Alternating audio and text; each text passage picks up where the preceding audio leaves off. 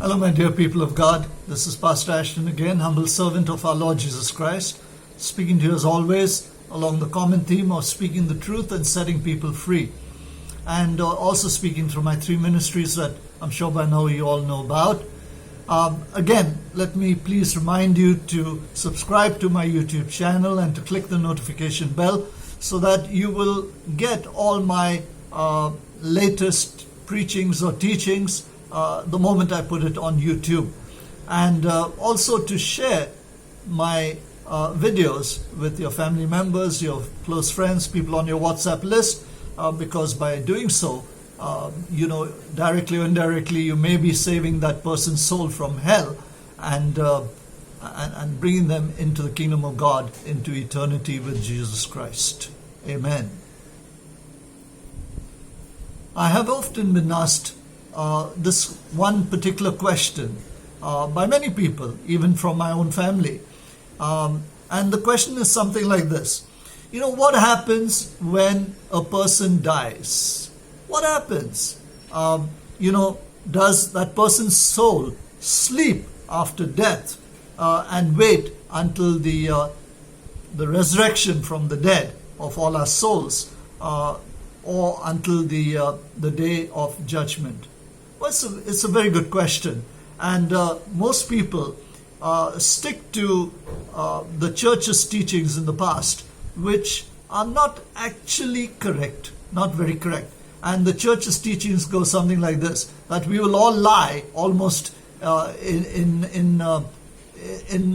slumber or in limbo until God decides when He's going to close the chapter of this age and close the end of this world, and we all go up for judgment. And then we will awaken to judgment, and whether we go into hell or into heaven, well, that depends on what we have done on earth and who we believe in. So today, I want to be very, very clear about it. There's good news and there's bad news. And so let me first give you the bad news.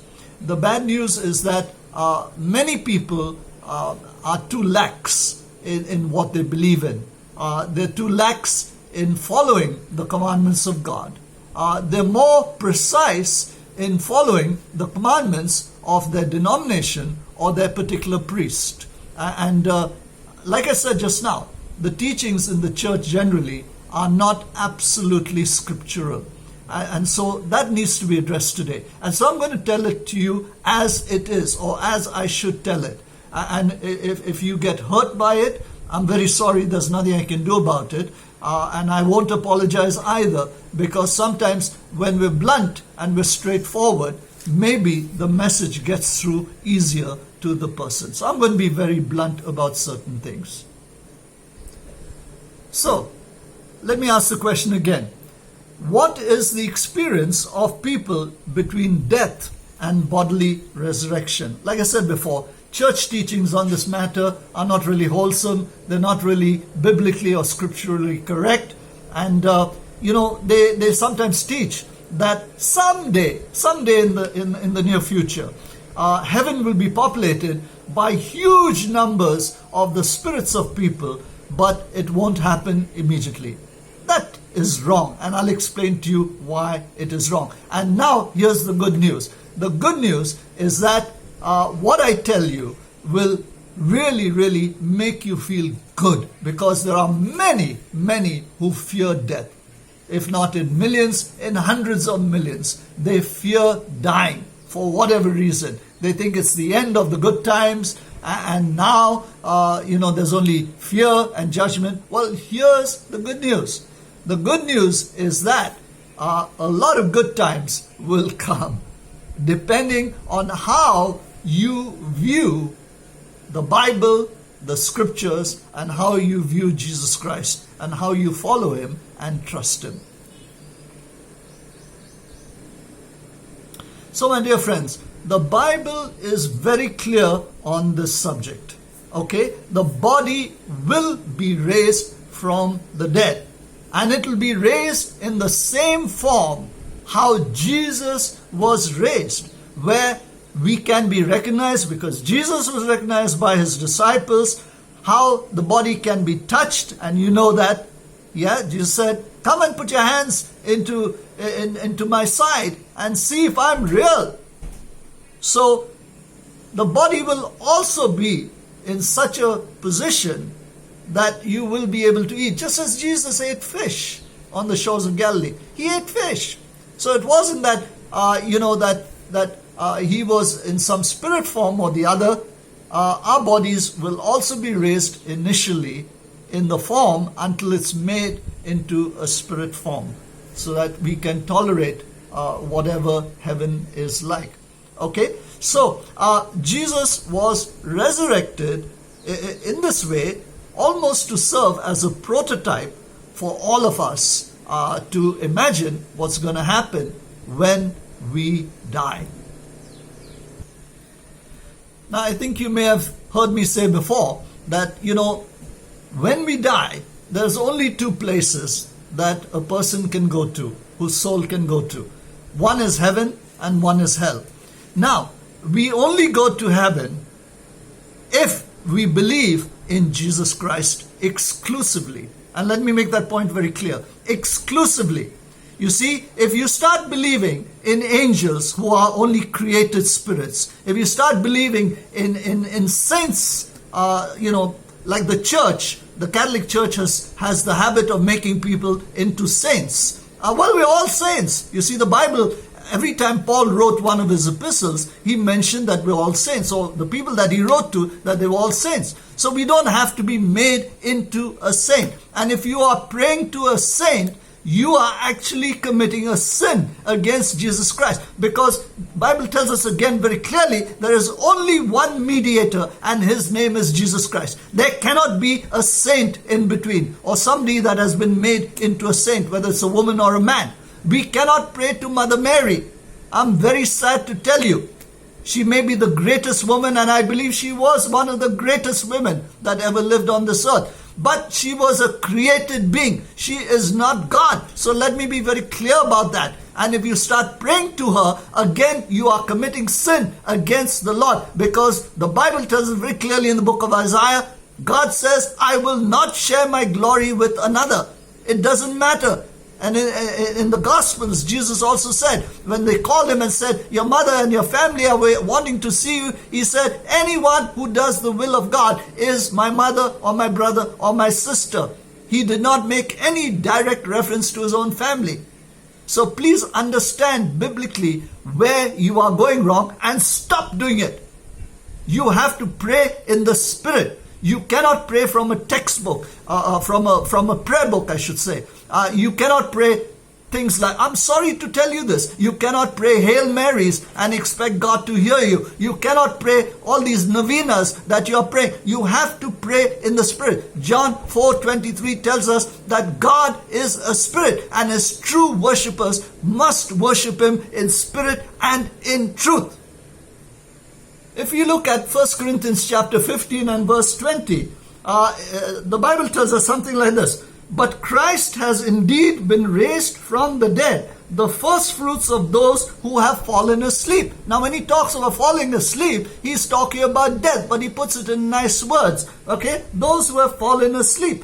Now, if people ask you, what do you mean? If they still don't know how our bodies will appear, well, the answer is given in that same chapter in verse 42. And verse 42 onwards says something like this. So it will be with the resurrection of the dead. The body that is sown perishable is raised imperishable. It is sown in dishonor and it is raised in glory. It is sown in weakness and it is raised in power. It is sown as a natural body and it is raised as a spiritual body. So the answer is given there. When our bodies are raised after we die, this is what happens. Verse 42, 43 onwards tells us what will happen. Okay? Now again, if we look at 1 Thessalonians chapter 4 and verses 13, 14 onwards, etc., it goes something like this.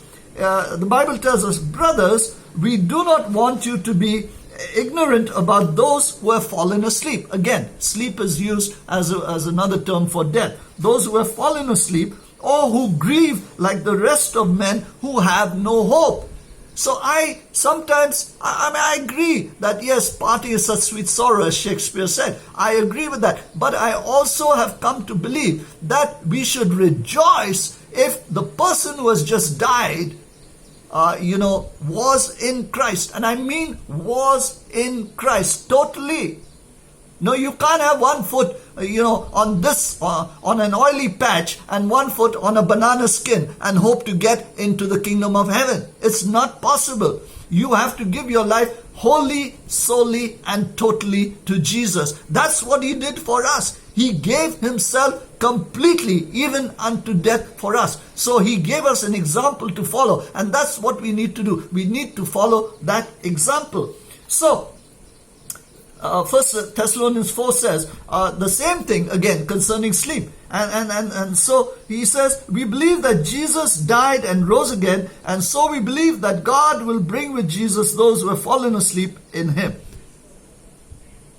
You see, now, the question that I asked you right in the beginning, people ask this question: what happens when I die? Do I go into deep sleep and wait for, resurrection day or for judgment day? Or what happens? Do I go to be with the Lord immediately as I die? So, you have to be alive for Jesus to bring you with Him when He comes to take back the world, when He comes to fight against Satan.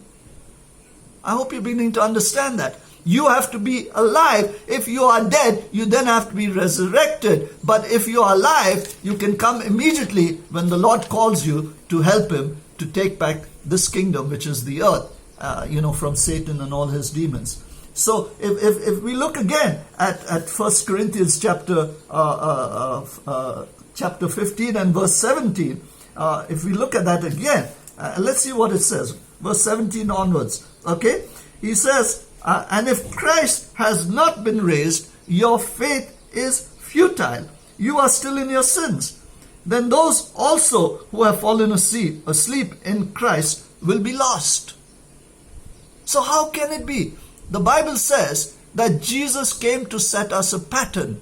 He came to bring us back into a relationship with Father God. So when He died and He was resurrected by the Holy Spirit, and when He came and He appeared to His disciples, more than 500 people saw Him, the Bible says. And He appeared to His very personal disciples, and He ate fish with them. So He came to tell us, look guys, this is how you guys are going to be there. And Paul and all the other apostles and disciples had that same faith and that same hope that when they die, they will be with the Lord immediately and forever. Okay, so if we look at Mark 5 and verse 35 onwards, where you have the story of that little girl who they sent somebody to call Jesus to the home, and in the meantime there was other things that happened. Okay, but when he finally went to the home and he saw the girl, the Bible says that she was dead, but he still uses the word asleep. He said she's not dead, she's only sleeping, and he raised her from the dead. Okay, so that's one example for you to think about. Paul and Jesus teach us differently from what the church teaches us. So sometimes the church's teachings are very weak, and they're incorrect. Biblically, they're incorrect. If we look in Philippians chapter 1 and verse 21, again the Bible tells us, for to me to live is Christ, and to die is gain. So Paul is saying, look, guys, I would love to go and be with Christ, which is far better. But because of your sakes and because I have to spread the gospel, that's the purpose Christ has called me for. I have to remain in this body. But it's better for me to go and be with Christ. He didn't mean that he would be in a deep sleep for 1,000 years until judgment day. He didn't say that at all. He said, for me to die, for me to live is Christ, and to die is gain. I gain if I die. I don't lose anything. I gain, in fact. Okay? And he says, for I am in a strait between the two, having a desire to depart and to be with Christ, which is far better. So Paul realized that if he died, he would directly go into the presence of God, of Jesus Christ, instead of lying in limbo for 50 years or 1,000 years or whatever the time may be. When God decides that he's going to send Christ back and he's going to have the judgment day. Okay? So, therefore, if we look at 2 Corinthians chapter 5 and verse 6, well, Paul says the same thing over there again. He says, therefore, we are always confident, knowing that while we are in this body, we are absent from Christ. For we walk by faith and not by sight. And we are willing to be present with the Lord, or to be at home with the Lord. You cannot be at home with the Lord if you are asleep.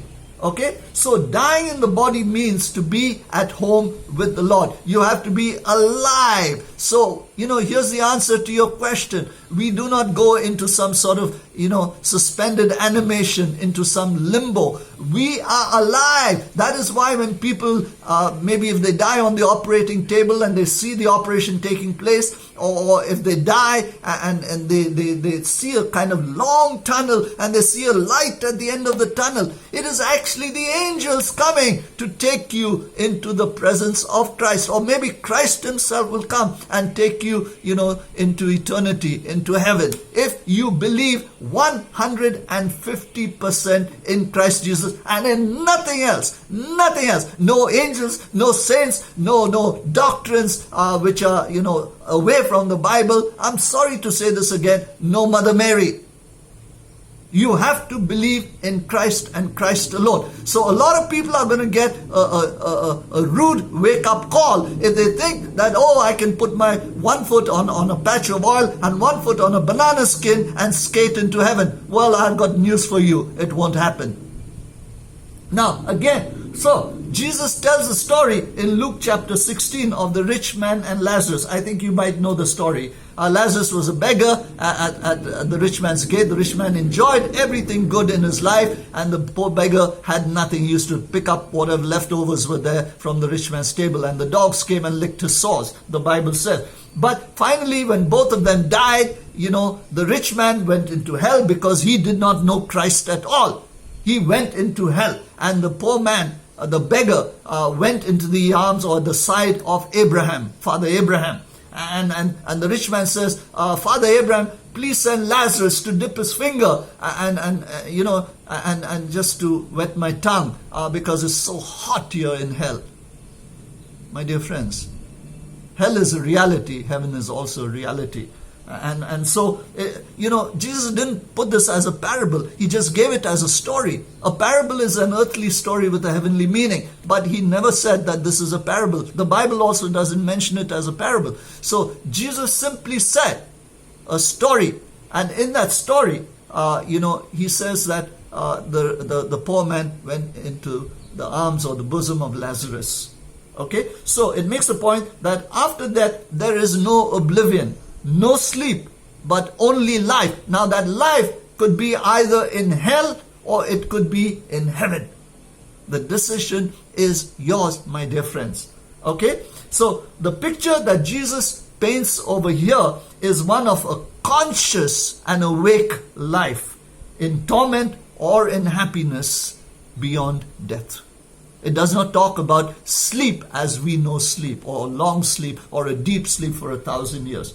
So, we Christians have this assurance for ourselves, and our Lord and all our loved ones who may be dying at this moment due to coronavirus or whatever the case might be, or are already dead, and you're still grieving over them. I say to you, my dear friends, you should rejoice, because if your family member or your loved one knew Christ and knew Him exclusively, you have no fear.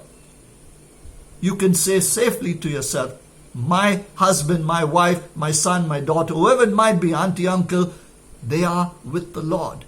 And when we write in our obituary column in the newspapers, we sometimes write, safe in the arms of Jesus. And that's true. Safe in the arms of Jesus. Alive, not dead, not sleeping. Okay? So the believer who trusts in Jesus exclusively will experience a sweet, intimate oneness with the Lord after death. And so that person will always be safe with Jesus. Amen, amen, and amen. So we don't go into deep sleep, my dear friends. We are alive when we leave. We're dead here in our body, but we're alive when we go into the presence of God. Again, I stated, if you believe exclusively in Lord Jesus Christ and Him alone, nobody else. Amen, amen, and amen.